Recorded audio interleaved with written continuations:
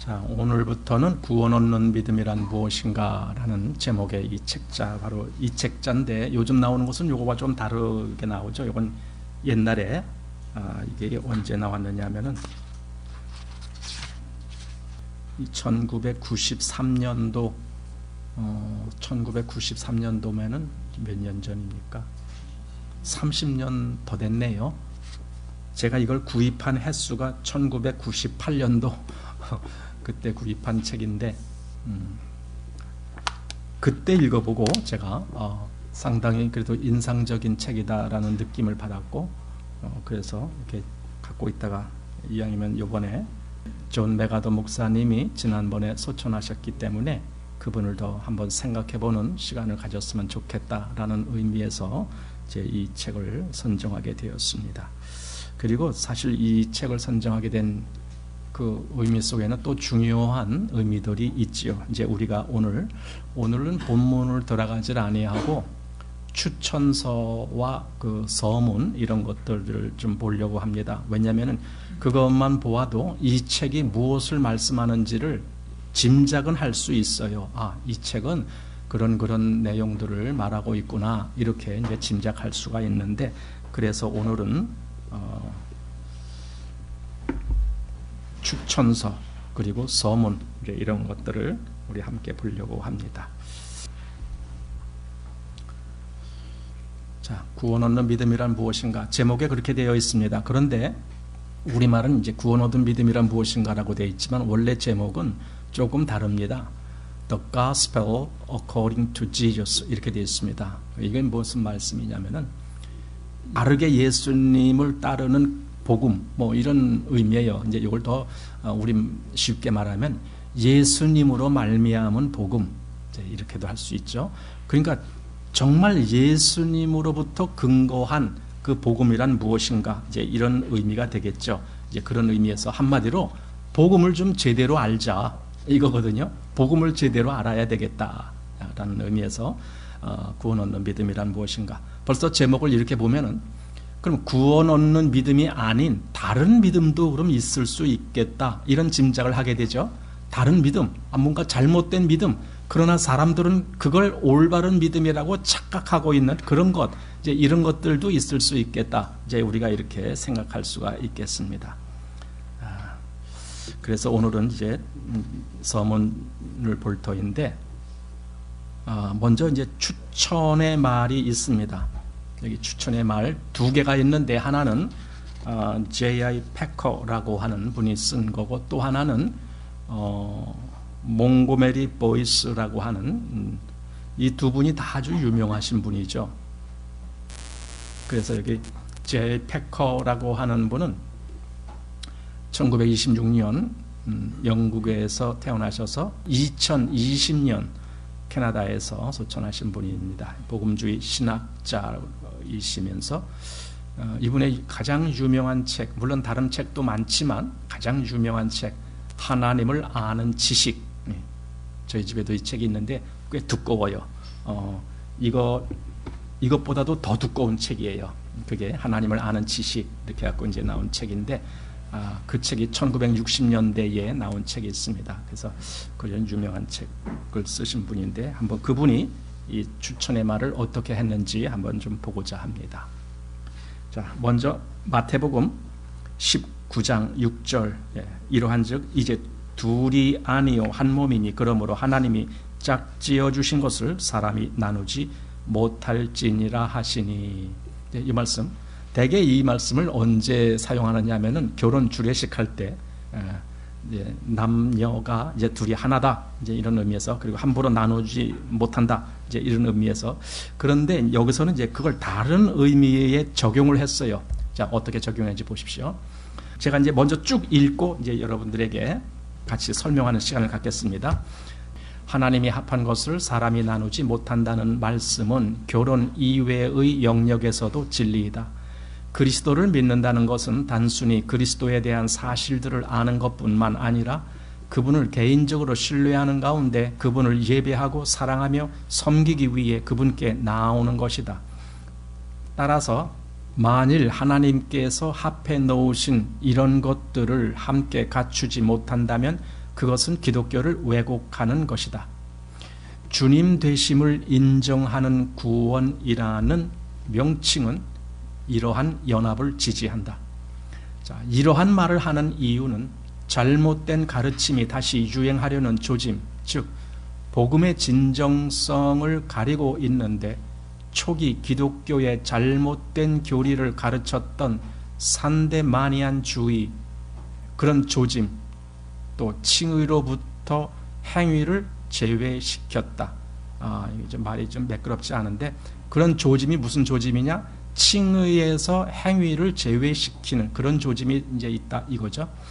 이들의 주장에 의하면 칭의로부터 행위를 제외시키려는 시도, 이들은 믿음을 예수님의 구속사역 교리에 대한 단순한 동의로만 규정하여 살아계신 그리스도께 대한 변화된 헌신과 유리된 채 단순히 복음에 의해 지적인 동의만을 믿음으로 정의한다. 이것은 거짓된 회심을 만들어내는 오류를 범한다. 문제는 믿음의 본질이 무엇이냐에 있다. 메가더 목사는 구원에 이르는 참된 믿음이 무엇인지를 보여주기 위해 이 책을 썼다. 이렇게 되어 있습니다. 우선 지금 이 추천서를 쓴 분이 J.I. 패커라고 하는 분입니다. 이분이 여기 이제 간략히 나왔는데 이분이 이제 여러분들이 또 잘 알고 있는 C.S. 루이스라고 하는 분 또는 로이드 존스 목사님 또 리처드 백스터라고 하는 분 이런 분들로부터 영향을 받았어요. 이분이 J.I. 패커가 그리고 이제 제가 가끔 여러분들에게 그 영문 성경을 소개할 때 ESV라고 하는 즉 English Standard Version이라고 하는 그걸 우리말로 표준 영어역 그러던가요? 영어 표준역 그러던가요? 하여튼 그렇게 얘기하는 그런 영어 성경인데 그것이 이제 다른 번역본들보다는 최근에 비교적 최근에 나온 그런 번역서인데 그 번역서를 편집하는 편집장으로 이분이 이제 그때 사역을 했어요. 이 J.I. 패커라는 분이. 그런데 이제 이분이 좀 오류가 한 가지 있어요. 그게 뭐냐면은 에큐메니컬 운동에 이제 지지하는 표를 했어요. 이 사람이. 에큐메니컬 운동이 뭐냐면은 요즘 그 WCC는 이제 부산에서 그때 WCC 총회를 열었고 요번에 또 서울에서 무슨 WEA 그 대회를 또 한다고. 그래서 이제 그런 것들이 바로 에큐메니컬 운동의 일부분으로 이제 나오는 거거든요. 근데 이분이 에큐메니컬 운동을 지지를 했어요. 그러다 보니까 여기서 아까 로이드 존스 목사님의 영향을 받았다 그러는데 그 일 때문에 로이드 존스 목사님이 이 사람하고 단교했어요. 난 더 이상 당신하고 교제하기 싫습니다. 이렇게. 그래서 이제 그런 오류를 이제 드러내기도 한 분이 바로 이분이다라는 걸 이제 알려. 그렇지만은 그렇다고 해서 그분의 사역이 다 무시될 정도로 그런 것은 아니었다라는 걸 좀 우리 생각해보고 이제 여기서 이제 그분이 말한 것 중에 산데마니안주의라는 말이 나오죠. 여기 산데마니안주의 영어로 산데마니아니즘이라고 하는 건데 이 산데마니아니즘에 대해서 조금 우리가 한번 살펴보고 싶습니다. 뭐냐면은 이 산데마니안주의는 로버트 산데만이라고 하는 사람으로부터 이제 시작이 됐어요. 그 사람은 18세기 영국에서 영국의 그 스코틀랜드라고 하는 지역이 있잖아요. 그 지금은 전체를 이렇게 하나로 영국 연방 합중국 이렇게도 얘기했는데 유나이티드 킹덤 길이잖아요. 그게 합중국이라 이거잖아요. 그런데 이제 엄밀히 말하면 거기에도 스코틀랜드, 잉글랜드 또 아이랜가 이렇게 나누더라고요 보니까. 그 영국이라는 나라도 그래서 좀 복잡해요. 근데 거기에 이제 스코틀랜드라고 하는 지역에서 있었던 이제 신학자예요. 이 로버트 산데만이. 그런데 이 사람의 그 주장이 뭐냐면은 예수님을 인정하고 믿는다라고 표현을 하는 사람들은 다 구원받은 사람이다. 이렇게 이야기하는 거예요. 이제 그렇게 말하는 데는 물론 진짜 구원받는 사람도 그렇게 말할 수도 있어요. 그런데 중요한 것은요, 믿음의 행위를 완전히 배제시키는 거예요. 그거 없어도 된다, 이렇게 얘기하는 거예요. 믿음의 행위가 없어도 적어도 자기가 믿음을 고백하고 예수님을 주라고 그렇게 인정하기만 하면은, 그러면은 구원이다, 이렇게 이야기했는데 그 내용이 오늘날 상당히 영향을 끼치고 있죠. 그래서 말하자면은요, 우리가 보통 얘기하는 지적인 구원이라는 거예요. 지적인 구원. 그러니까 머리로만 알고 머리로 인정하는 거예요. 근데 그 사람의 삶은 주님하고는 상관없는 삶, 이거죠. 실제로 구원이 뭐냐면은 삶에서 주님이 주인이 되셔야 되는 거예요. 이게 구원이에요. 삶에서 주님이 나의 주인이다. 그러니까 나는 항상 주님을 나의 주인으로 생각하고 내 삶을 사는 거예요. 그래서 주님에게 맞추어서 사는 거죠. 주님을 순종하는 삶을 사는 거죠. 이렇게 되는 것인데, 이 로버트 산데만이라는 사람은 아니다, 그거 아니다, 그렇게 되지 않았어도 다 구원받을 수 있다, 이제 이렇게 이야기하는 거예요. 그래서 이 산데마니안 주의에 대해서 로이드 존스 목사님이 그 로마서 강해를 보면은 우리말에도 번역이 되어 있는데, 로마서 강해 보면은 14권으로 굉장히 분량이, 보통 한 권 책이 이거보다도 더 두꺼운 그런 걸로 14권으로 되어 있는, 그래서 그걸 책꽂이 꽂으면 한 이만큼, 저희 집에도 보면 한 이만큼 돼요. 14권 꽂으면은. 그런 분량인데, 거기에 이 산데만주의에 대해서 여러 번 경고를 했어요. 제가 그 중에 하나를 읽어드릴게요. 제1권에도 이렇게 되어 있는데, 여러분들은 소위 산데마니안주의라는 이단이 18세기 교회를 괴롭혔다는 것을 들은 적이 있을 것입니다. 산데마니안주의는 무엇입니까? 예수는 주님이라고 말하고 그것을 믿는다고 말하기만 하면 구원받는다고 떠들어대는 교훈입니다. 그 교훈은 모든 감정, 확신 이런 것을 배제합니다. 그러나 그것은 결코 틀린 것이고 그리고 이단입니다. 이것이 제1권에 나오는 거고, 또 제7권에도 이렇게 돼 있어요. 170여 년 전에 교회 안에 산데만주의라 불리는 무서운 이단이 있었습니다. 오늘날에는 그것에 대해서 많이 듣지는 못합니다. 그들은 사람이 해야 할 일은 그저 자기가 주 예수 그리스도를 믿는다고 말하기만 하면 된다고 가르칩니다. 그러면 모든 것이 다 끝난다는 것입니다. 그가 어느 것을 느끼든지 간에 그것은 문제가 아니다. 그의 삶이 어떠하든지 그것도 문제가 아니다. 그가 일단 주 예수 그리스도를 믿는다고 말만 하면 된다. 왜 이렇게 그들이 주장했느냐 하면은 로마서 10장에 보면은 사람이 마음으로 믿어 의에 이르고 입으로 시인하여 구원에 이르느니라. 그 입으로 시인한다, 그게 바로 나 예수 믿어 이렇게 하는, 그걸 시인한다라는 식으로 얘기하는 거예요. 그래서 그렇게 이야기만 하면 그건 구원이야. 이게 그 사람이 정말 주님을 따르는 사람인지 아닌지 그건 물어볼 필요도 없고, 그냥 나 예수 믿어 이렇게 고백하면 그래, 이 사람은 구원받은 사람이야, 이렇게 이제 인정하는 거예요. 그게 산데만주의입니다. 자, 그리고 그 다음에 또 이런 말도 있습니다. 제가 좀 더 읽어드리겠습니다. 참으로 믿고 중생한 사람이라면 확실히 자기는 믿는다고 말하는 것만은 사실이다. 그러나 어떤 것들을 믿는다고 말한다고 해서 반드시 신앙은 아닙니다. 믿음은 알입니다. 이게 아는 것, 암입니다. 우리는 지식의 요소를 믿음으로부터 박탈해서는 안 됩니다. 완전히 설복되어 확신하는 것입니다. 그러니까 무엇을 믿느냐, 무엇을 믿고 믿는다라고 말했느냐, 그 무엇에 대한 그 확실한 지식이 뭐냐, 그걸 제대로 알고 그 말을 하는 거냐. 즉 믿음이 무엇이다라고 하는 성경의 정의를 알고, 그리고 그 믿음에 합당한 믿음을 갖고 나 이제 믿어 이렇게 말하는 거냐, 아니면 전혀 그것과 상관없이 그저 예수님을 그냥 난 믿는다라는 그 말 한마디로 모든 것이 끝난 것이냐, 그런 것이 아니다라는 걸 말하고 있습니다. 자, 여기 또 이런 말씀도 있습니다. 그들은 자기들은 믿었노라고 말했습니다. 그러나 그것은 믿음이 아닙니다. 그것은 단지 지적인 찬동 이외에는 아무것도 아닙니다. 이런 쭉 이제 그 산데마니안주의에 대해서 이제 그 마틴 로이드 존스 목사님이 이렇게 여러 가지 경고를 했는데 지금 여기서도 바로 그런 내용이 좀 나오고 있는 겁니다. 그만큼 지금 이 책의 의도가 무엇인지를 어느 정도 짐작을 할 수가 있습니다.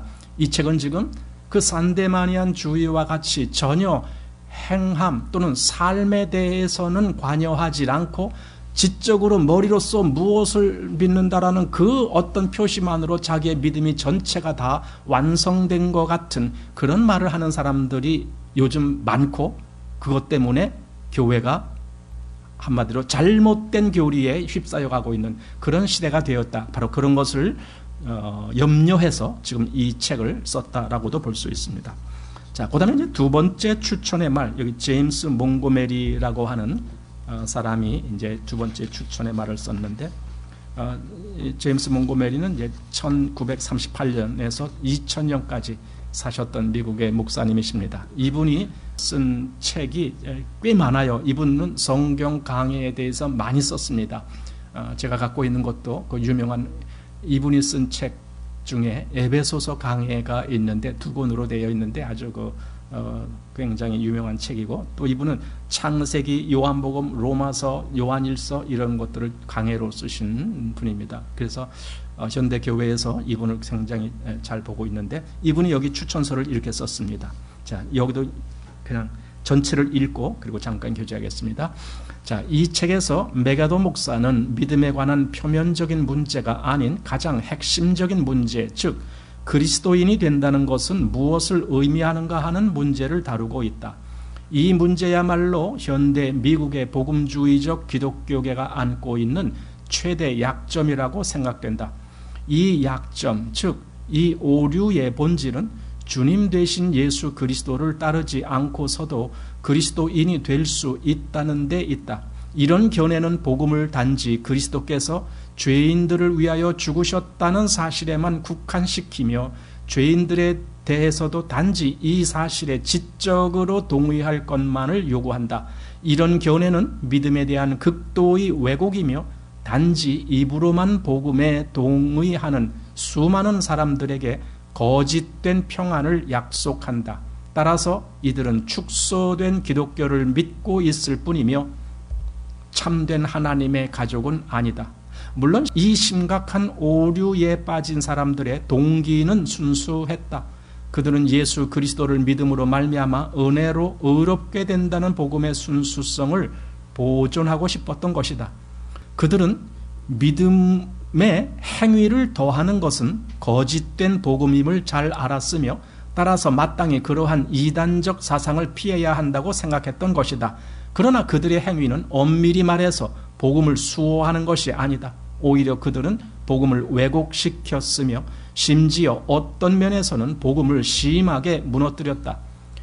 예수님을 구주로만 믿고 주님으로는 믿지 않는다면 그것은 우리가 지어낸 예수를 믿는 것이다. 그러니까 지어낸 예수라는 거죠. 허나 우리가 믿는 예수님은 바로 우리의 주님이시다. 그분은 이렇게 말씀하셨다. 너희는 나를 불러 주여 주여 하면서도 어찌하여 나의 말하는 것을 행치 아니하느냐. 이것이 바로 메가도가 이 책에서 다루고 있는 문제이자 그가 제시한 답변이다. 이러한 잘못된 견해는 과거부터 무기력한 현대에 이르기까지 교회 내에 어느 권위 있는 성경 교사나 신학자들이 견해와도 일치하지 않는다는 사실이 밝혀져야 한다. 왜 그리스도인들이 세상과 구별되게 드러나지 않을까? 많은 이들이 실제로는 거듭나지 못한 사람들을 그리스도인이라고 부르고 있는 것은 아닐까? 많은 사람들이 경건의 모양은 있으나 그 능력을 부인하는 상태에 안주하고 있는 것은 아닐까? 그런 의미에서 메가더의 이 책은 최근 10년 사이에 가장 중요한 책 중에 하나라고 본다. 이것이 지금 몽고메리 보이스라고 하는 분이 지금 쓴 추천, 두 번째 추천입니다. 여기 보면은 현대 미국 교회의 약점, 미국에도 이런 지금 문제가 있었는가 봐요. 뭐냐면은 이 구원의 교리에 대한 지적인 찬동을 가지고 구원이라고 이제 얘기하는 거죠. 그걸 믿는다는 거죠. 자기들은 그걸 믿는다. 그러니까 이 지적인 믿음, 지적인 찬동에는요, 내 삶은 전혀 관여가 안 돼요. 내가 어떻게 살아든 그건 문제가 안 돼요. 그리고 거기에 한 가지, 내가 어떻게 살아도 거기에 크게 이렇게 뭔가 덮어 씌우는 핑계거리가 있어요. 그게 뭐냐면은 이것까지도 다 용서받았어, 이거죠. 내가 무슨 잘못을 해도 다 용서받았어. 이렇게 하면서 자기의 잘못을 마치 정당화하려는 그런 시도들을 하거든요. 과연 예수님의 사람들, 구원받은 사람들, 하나님의 사람들이 과연 그런 삶을 사는 것이 구원일까? 생각해 봐야 돼요. 성경에도 물론이거니와 이 기독교 역사 속에서도 과연 그런 사람들을 구원받은 하나님의 백성이다라고 말할 수 있었을까? 중요한 문제죠. 그런데 현대 교회는 왜 그런 사람들이 그렇게 많은가? 저는 그런 생각도 해봅니다. 바로 이런 아까 산데마니안주의라고 하는 그런 데서 파생돼서 나온 또 다른 하나의 파가 있는데 그게 구원파라고 생각됩니다. 구원파의 교리 중에는 다분히 하나님의 은혜에 대해서 그들은 분명히 말을 하고 있고, 또 거기에는 어떤 행위가 개입될 수 없다라는, 그거 맞아요. 어떤 행위 때문에 구원받은 거 없습니다. 그런데 문제는 거기까지라는 거예요. 그래서 어디까지를 중요시하느냐 했을 때 예수님의 십자가에 대해서까지 아주 중요하게 다루죠. 잘 다루고 있죠. 예수님의 십자가는 오직 예수님만이 감당하시는 것이고, 우리는 그 은혜를 누려서 거저 죄사함을 얻었다. 너 그거 믿느냐? 너 그거 믿어? 그럼 넌 구원받았어. 이런 식으로 하는 거죠. 그런데 그들이 빠뜨려 놓은 것이 있어요. 뭐냐면은 예수님의 부활. 구원파들은요, 예수님의 부활에 대해서 좀처럼 이야기 안 해요. 왜냐하면 할 얘기가 별로 없거든요. 부활은요, 뭘 얘기를 하는 겁니까? 로마서 6장에 근거한다라면은 우리가 예수님의 부활로 인해서 우리에게 무슨 능력이 온 거예요? 우리도 그리스도 안에서 주님과 같이 산 사람, 그 이전에는 죽은 삶을 살았잖아요. 죽은 삶을 산 것이 아니라 이제는 살아있는 삶을 살게 되는 그 역사가 있는 거거든요. 그게 그리스도의 부활로 말미암은 거거든요. 그런데 그 얘기를 잘 안 한다는 거죠. 그러니까 내가 해야 될 어떤 위치에 대해서는 그건 배제하고 그저 내가 거저 얻은 구원, 이 얘기만 잔뜩 한다라는 거예요. 바로 이것이 아까 말한 산데마니안주의라는 이제 산데마니안주의는 교단에서 교회 속에서 이단으로 이미 규정이 된 파들이거든요. 근데 이제 구원파라든가 이런 데서도 그런 식으로 가고 있는 것을 우리가 많이 보잖아요. 그래서 이제 그런 위험이 있다. 그런데 솔직히 뭐 구원파 속에만 그럽니까? 일반 교회 속에는 그런 위험이 없습니까? 일반 교회 속에서도 구원의 교리에 대해서는 빠삭하지만 어떻게 사느냐의 문제에 대해서는 침묵을 하고 있는 거죠. 이런 잘못된 것, 이게 바로 구원을 반쪽 내는 거예요. 그리스도의 구원을 반쪽 잘라놓는 거예요. 쪼개는 거예요. 아까 처음에 시작할 때에 하나님이 어떻게 해주신 것? 아까 그 추천말 제아이 패커가 한 말 속에 이제 그것이 있었는데, 마태복음 19장 6절, 이러한 적이 이제 둘이 아니요 한 몸이니 그러므로 하나님이 짝지어 주신 것을 사람이 나누지 못할지니라 하시니, 여기서 하나님이 짝지어 주신 것을 말하자면은 내가 그리스도의 죽으심으로 말미암아 죄 사함을 받고 거저 그 은혜로 구원함을 얻었다라면은, 그럼 그리스도의 부활로 말미암아 내가 또한 생명 안에서 살아가는 이 둘은 나누어지는 것이 아니다. 그게 하나가 돼서 그게 구원이다라는 거예요. 그런데 이제 많은 사람들이 지금 이 산데마니안주의를 따라감으로 마치 이것이 나누어지는 것인 양 그렇게 지금 말하고 있기 때문에 문제가 생겼다라는 겁니다. 자, 이제 여기 존 메가더 목사님이 쓴 머릿말이 있고 그 다음에 서문이 있습니다. 이거 둘이 좀 다르기 때문에 보겠습니다. 머릿말. 자, 보겠습니다. 이것도 그냥 한번 쭉 읽어보겠습니다. 읽어보면서 여러분들이 한번 파악을 하시기 바랍니다. 우리가 우리를 전파하는 것이 아니라 오직 그리스도 예수의 주 되신 것을 전파함이라. 고린도후서 4장 5절. 최근 들어 많은 사람들로부터 이 책에 대한 질문이 쇄도하고 있다. 그들은 이 책을 주님 되심을 인정하는 구원에 관한 책, 복음에 대한 책, 또는 복음 전도에 관한 책이라고 불렀다. 이 책은 그러한 주제를 모두 다루었다. 그러나 나는 처음부터 내 입장의 논증을 전개하거나 내 마음속에 품은 것을 밝히는 데 주된 목적을 두지는 않았다. 그보다는 오히려 예수님의 복음과 그분의 복음 전도 방식을 정직하게 그리고 깊이 있게 살펴보는 데 주안점을 두었다. 그러한 주제를 연구하면서 나는 마음의 신선한 충격을 받았고 목회 사역에도 영향을 받아 마침내 연구 내용을 책으로 발간하고 싶은 생각을 갖게 되었다.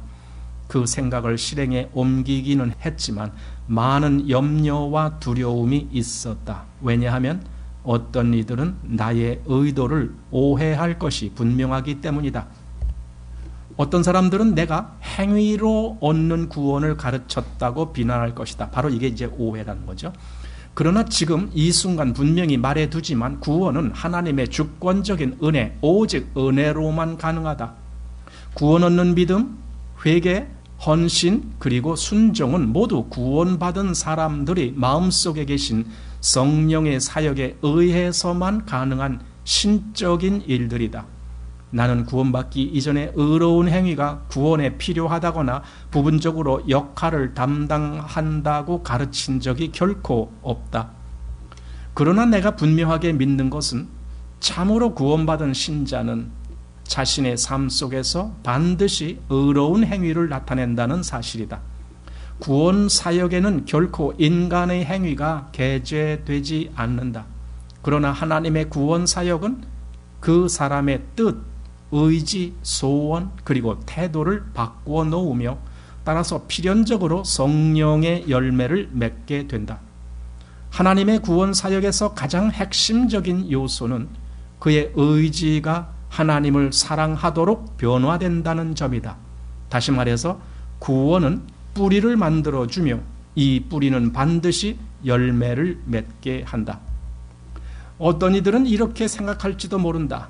즉 그리스도께로 회심은 하였으나 주님 되심을 충분히 이해하지 못한 사람의 구원 여부에 대해 내가 의문을 제기하고 있다는 것이다.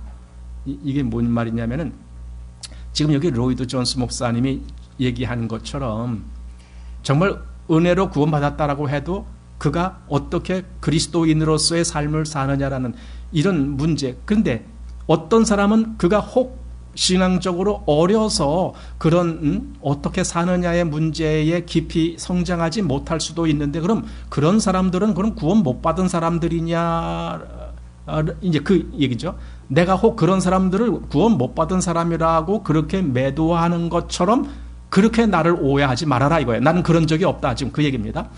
물론 내 말뜻은 전혀 그것이 아니다. 분명히 사람에 따라 이해의 정도가 다를 수 있으며 그 누구도 회심의 순간에 그리스도의 주님 되심이 지니는 모든 의미를 완전히 이해하지는 못한다.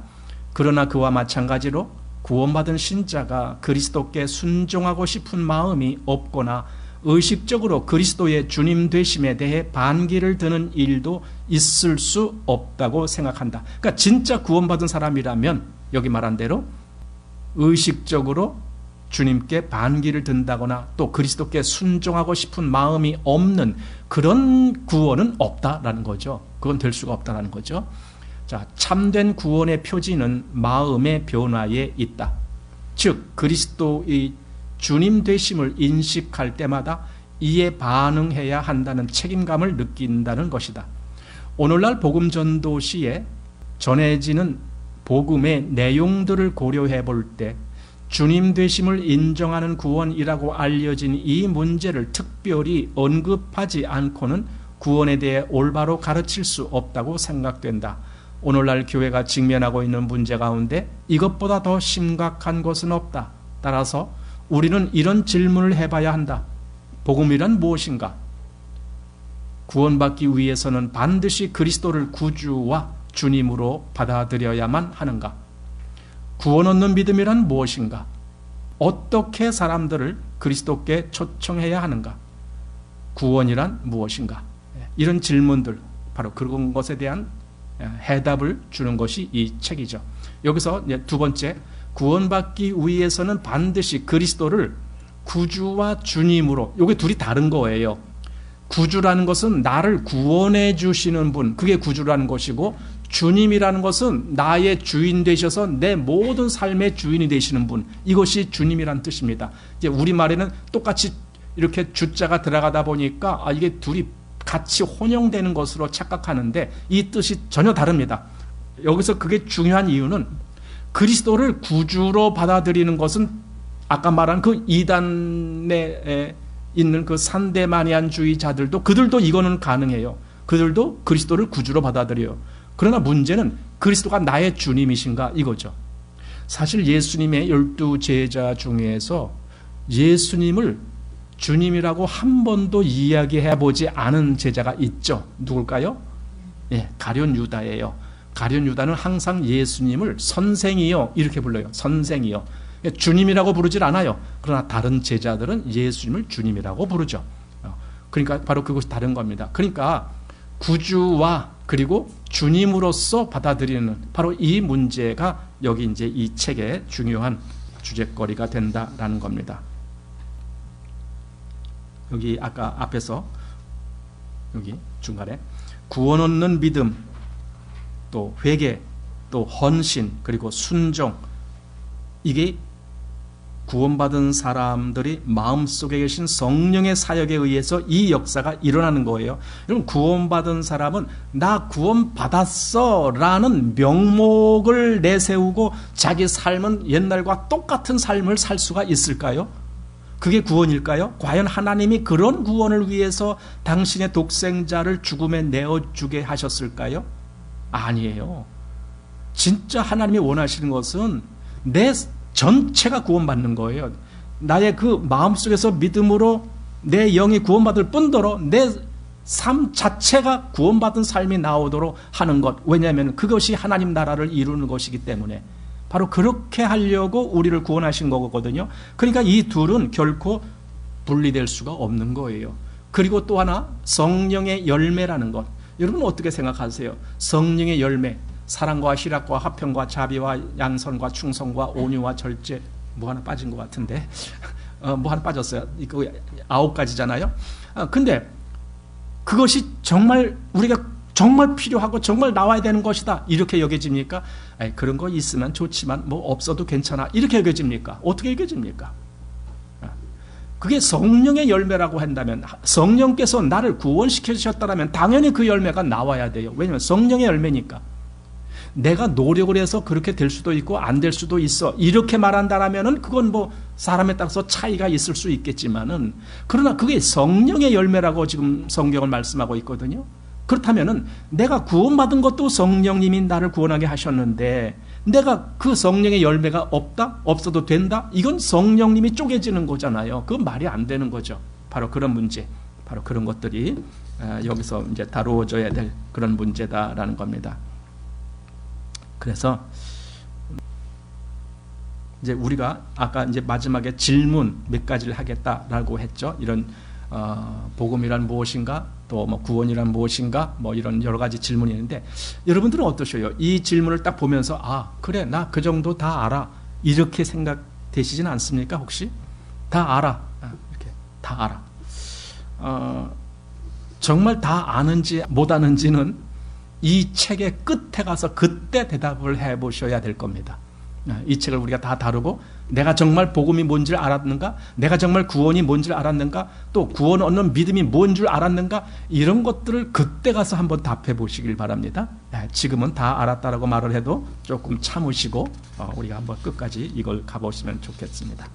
자, 이제 서론 제가 차례입니다. 자, 복음이란 무엇인가, 이것도 조금 읽으면서 한번 생각해 보겠습니다. 목회를 해오는 동안 이 질문은 줄곧 나의 열정을 불러일으킨다. 이것은 단순히 학문적인 궁금증이 아니다. 나는 하나님의 말씀이 무엇을 가르치고 있는지를 알아서 그것을 정확하고 분명하게 선포할 수 있기를 원한다. 아마 이런 생각이라면 대부분의 목회자들도 같은 생각을 가질 거다라고 생각되죠. 아니, 목회자가 됐으면서도 이런 마음이 없다라면 그 목회자가 아니죠. 어떤 목회자든지 그가 진실로 목회자라면은 이런 궁금증은 하나님의 말씀을 더 자세히 잘 알아서 그것을 정확하게 가르칠 수 있는 그 위치에 가기를 원하는 것. 그건 당연한 거죠. 자, 계속 봅니다. 밑에죠, 맨 밑에. 무엇보다도 나는 내가 가르치는 교리가 순수하게 성경에 입각한 것이 되기를 원한다. 물론 이 교리는 어떤 인기 있는 신학 체계에 근거한 것이 아니라 성경 그 자체로부터 직접 주어진 것이어야 한다. 따라서 특정 신학자의 이런저런 교리들은 부차적인 관심거리에 지나지 않는다. 여기서 이제 존 메가더 목사님이 항상 그 지향하고 있는 방향이 바로 그겁니다. 기존에 어떤 그 유명한 어떤 분이 말한 뭐 그런 교리라든가 뭐 그런 것에 근거를 두지 않고 성경에서 성경에 무엇을 말씀하고 있는지 난 그걸 알고 그걸 가르쳐야 되겠다. 항상 그 마음으로 이분이 목회를 하셨다라는 뜻입니다. 자, 실제로 가장 중요한 것은 하나님의 말씀이 말하는 바이기 때문이다. 구원의 복음에서 성경이 말하는 내용보다 더 중요한 것은 없다. 예, 사실 그래요. 그런데도 사람들은 성경을 잘 안 보죠. 그리고 누가 어떤 유명한 목사님이 설교하셨느냐, 또 유명한 책에 뭐라고 써 있느냐, 이런 것에 귀가 솔깃하죠. 성경은 잘 안 보고. 예. 자, 몇 년 전부터 나는 마태복음을 연구하고 설교하기 시작했다. 우리 주님이 생애와 사역을 연구하면서 나는 그분이 선포하신 메시지를 분명하게 이해할 수 있었으며 그분이 사용하신 전도 방식도 선명하게 관찰할 수 있었다.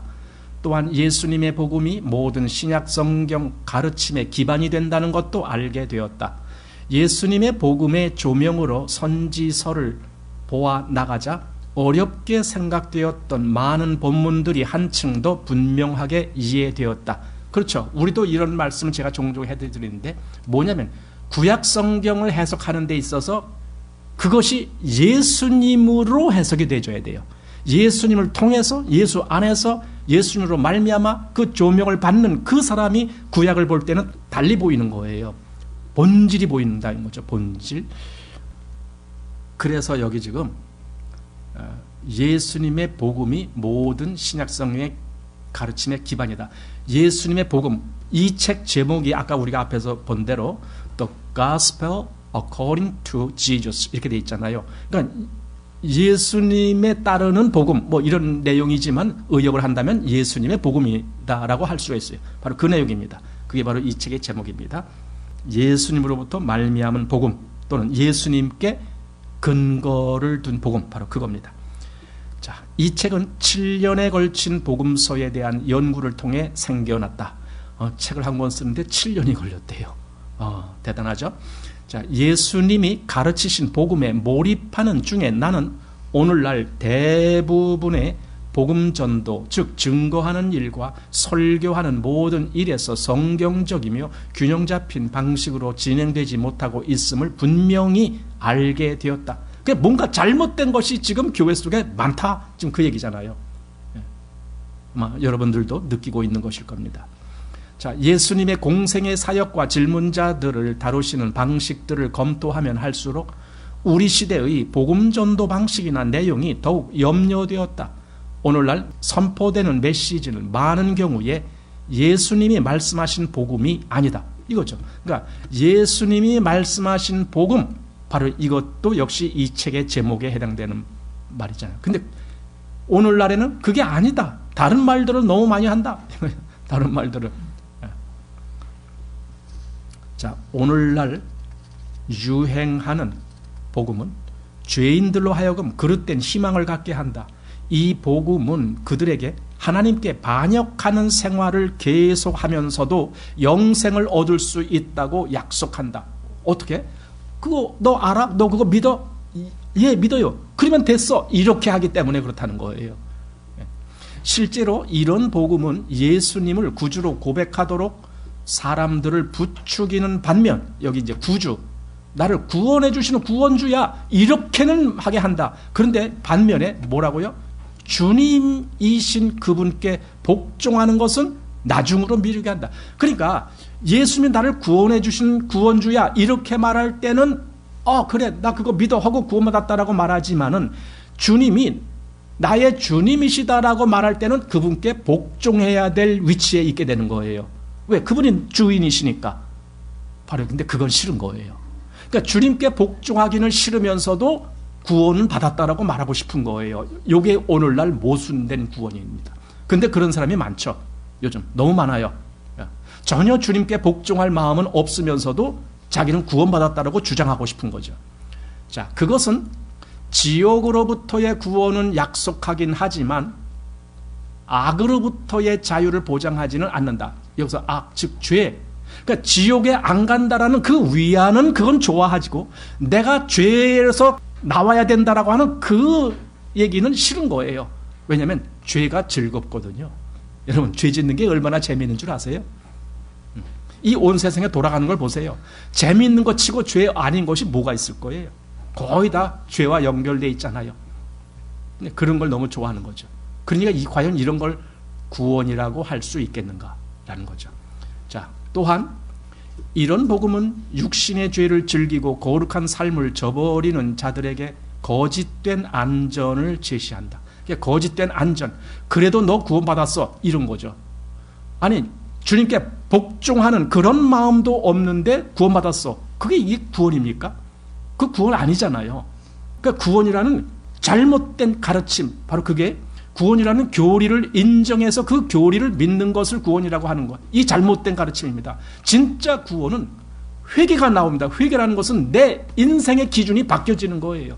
그건 뭡니까? 전에는 내가 즐겨했던 그것을 쫓아갔지만 지금은 주님이 원하는 걸 난 거기에 순종합니다. 이렇게 바뀌어지는 겁니다. 이런 것이 없이 어떻게 구원이 있을 수가 있겠는가? 그겁니다. 자, 결국 믿음과 신실성을, 그러니까 믿음이라는 것은 인정하면서도 신실성은 내가 주님께 순종하는 걸 말하는 건데 그거는 분리하는 거예요. 이 둘을 분리하는 거예요.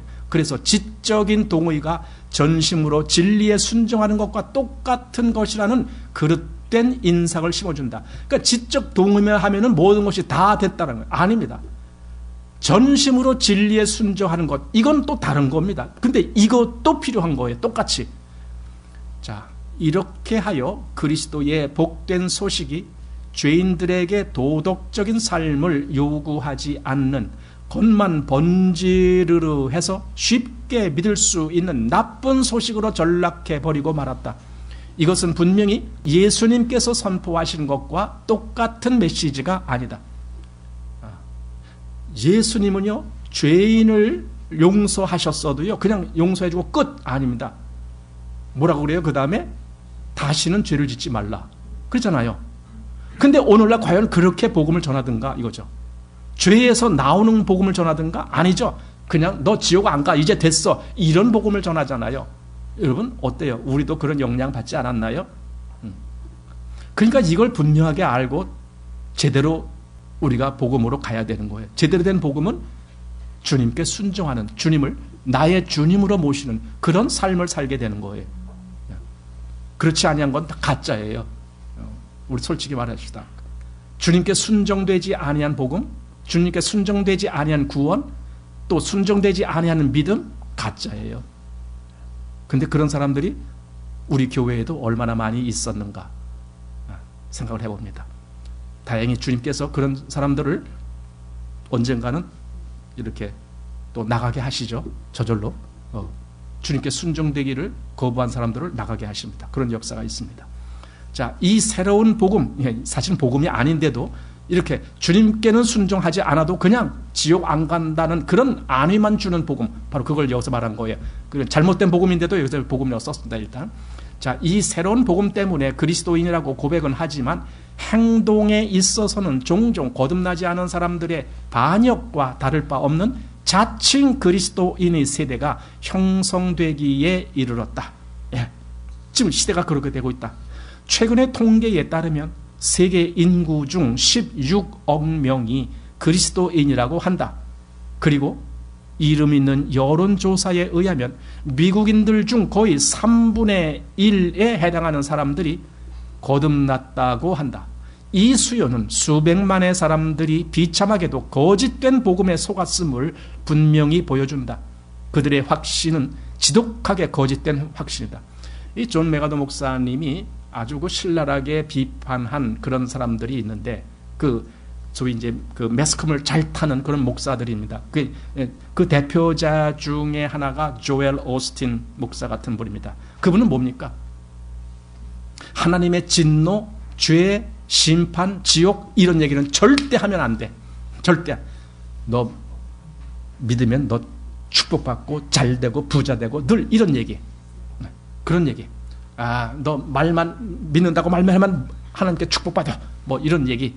이런 걸 주로 하는 긍정의 삶 뭐 그런 거 책을 냈잖아요. 그러니까 그런 쪽으로 얘기해. 긍정적인 마인드를 갖고 긍정적인 말만 하면 너에게 축복이가 이런 거예요. 그러니까 그런 얘기만 하잖아요. 그게 조엘 오스틴 목사님 또 그 외에 많이 있어요.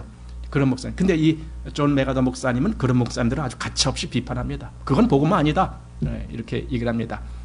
왜냐면 지금 여기 미국에 그런 것이 너무 확산됐기 때문에. 왜냐면 너무 좋거든. 아니 나 잘 된다라고 하는데 누가 싫어하겠어요? 나 축복받는다라고 하는데 누가 싫어하겠어요?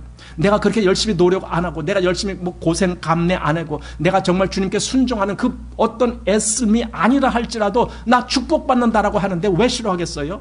그 사람들이 너무 좋은 거예요. 구름대같이 거기 모여드는 거예요. 그런 잘못된 복음 거기에. 여기 아까 기독교인이 여기 16억 명 그랬는데 이것도 이제 과거 좀 지나간 통계입니다. 요즘 제가 최신 그 통계를 보니까 2025년도 기준으로 보면은 26억 명이 기독교인이래요.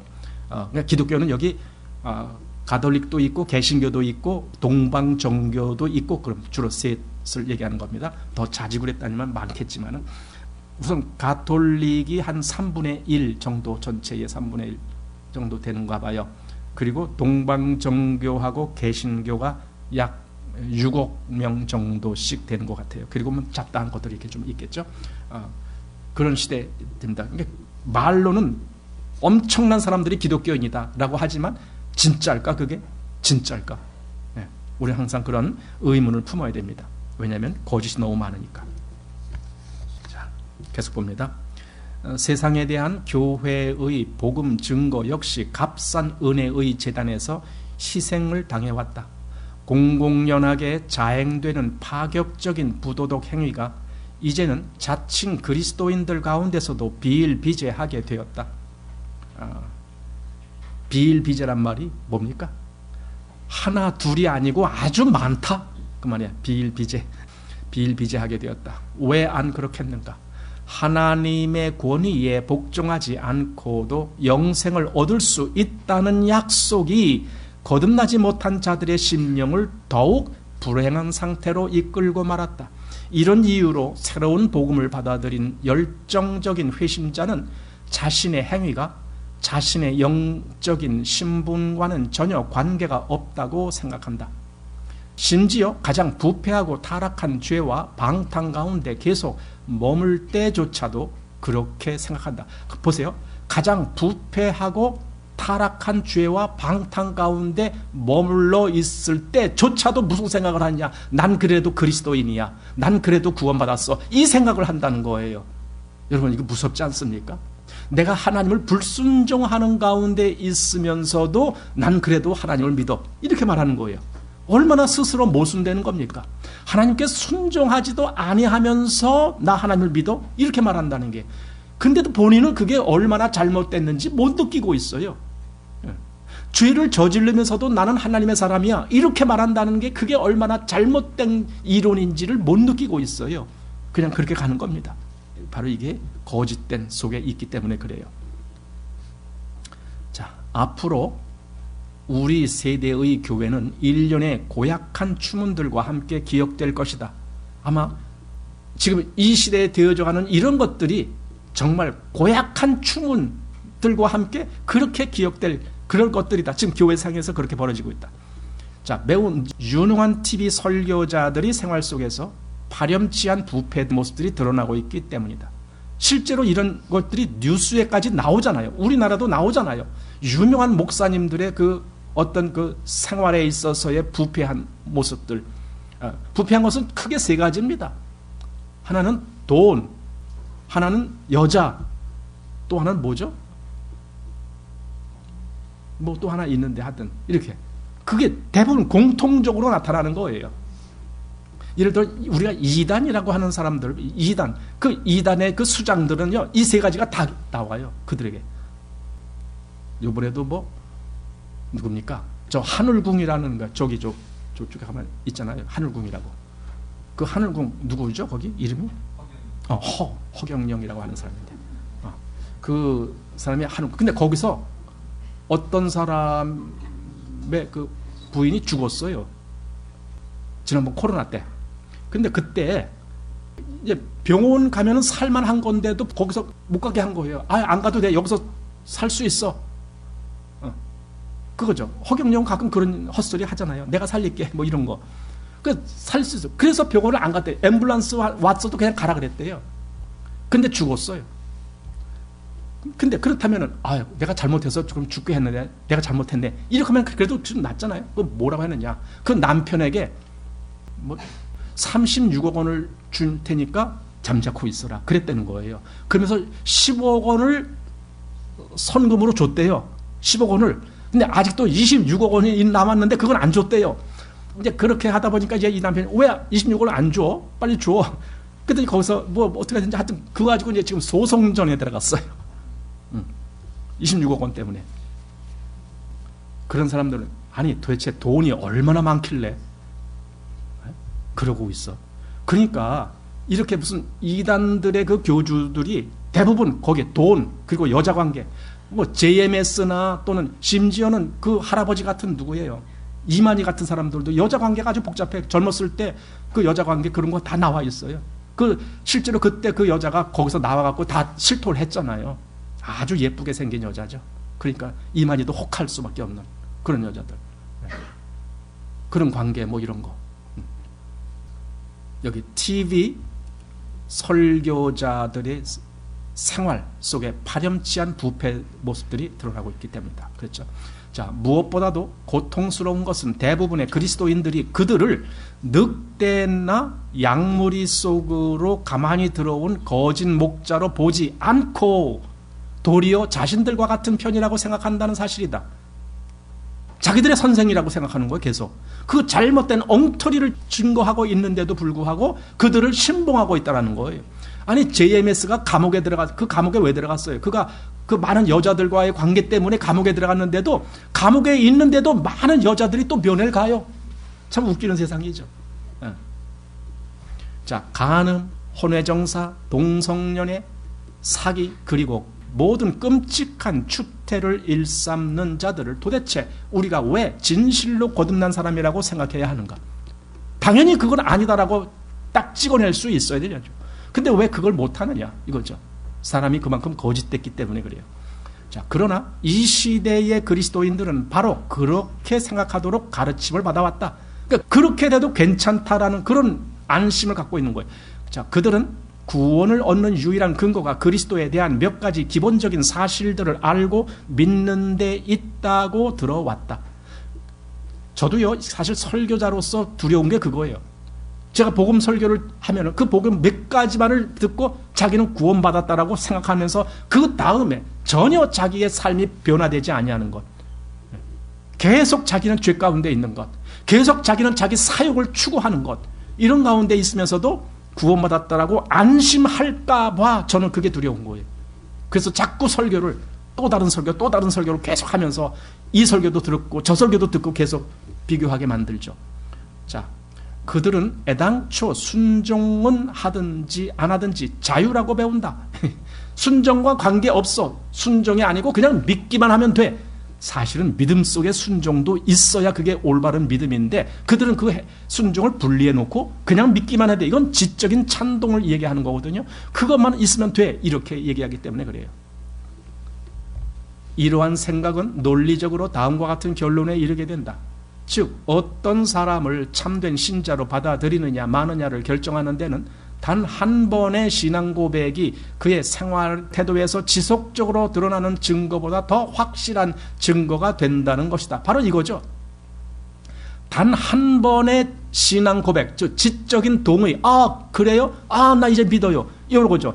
단 한 번의 이런 고백이 그의 생활 전체 앞으로 10년, 20년, 30년 계속 이어지는 삶 속에서 그가 어떻게 주님을 따르는 사람이 되느냐, 그것보다는 그냥 한 번의 지적 동의가 그게 더 중요하다는 식으로 얘기하기 때문에 그래요. 그러나 뭐가 더 중요하겠습니까? 우리 잘 아는 어떤 아버지에게 두 아들이 있는데 먼저 작은 아들에 가서 너 밭에 가서 일 좀 해라 그랬더니 싫습니다. 그리고 나중에 다시 돌이키고 갔다 그랬나요? 그 다음에 이제 큰 아이들한테 가서 너 밭에 가서 일을 하다가 예 해놓고는 안 갔다 그랬죠. 그러니까 뭐예요? 처음에 말은 안 갔다라고 해도 실제로는 그가 더 중요한 거 아닙니까? 그가 더 인정받는 거 아닙니까? 말로는 간다라고 해놓고 안 갔으면 얘는 빵점짜리예요. 그러니까 말로는 간다라고, 그 말이 뭐예요? 나 믿는다라고 고백하는 거예요. 고백은 했지만 그의 삶은 전혀 아니다. 이건 빵점짜리라는 거예요. 그러니까 이 거짓된 복음에 그런데 마음이 가 있는 사람들은 큰일 난 거예요, 이제. 왜? 그거 진짜 구원이 아니니까. 진짜 구원이 아니니까. 자, 웬만큼 눈에 띄는 교회들은 저마다 이처럼 받아들이기 거북한 신학적 견해를 나타낸다. 그러니까 이게 지금 미국 교회에 쫙 퍼져 있는 거예요. 이런 상태가. 그냥 복음의 교리, 그걸만을 믿으면 된다라는 식으로 그의 삶은 그냥 아무렇게 해도 괜찮아. 그러니까 교인들 중에 마약하는 사람들이 그렇게 많고, 교인들 중에 뭐 동성애자들이 그렇게 많고, 뭐 음탕한 짓 하는 사람들이 그렇게 많고, 돈 갖고 뭐 투기하고 사기치고 이런 사람들이 많고, 그런 얘기가 왜 나오는 거예요? 괜찮으니까. 그래도 구원받았으니까. 나 천국 가니까, 지옥 안 가니까. 그런 얘기 하잖아요. 자, 목회자로서 나는 한때 결정을 하고 세례를 받았지만 변화를 경험하지는 못했던 수많은 사람들에게 다시 세례를, 이게 뭐냐면 비로소 나중에 다시 그가 변화됐기 때문에, 그래서 다시 세례를 줬다 그 말입니다.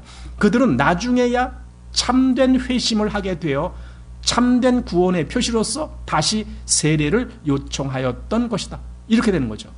이런 경험도 있었다라는 얘기입니다.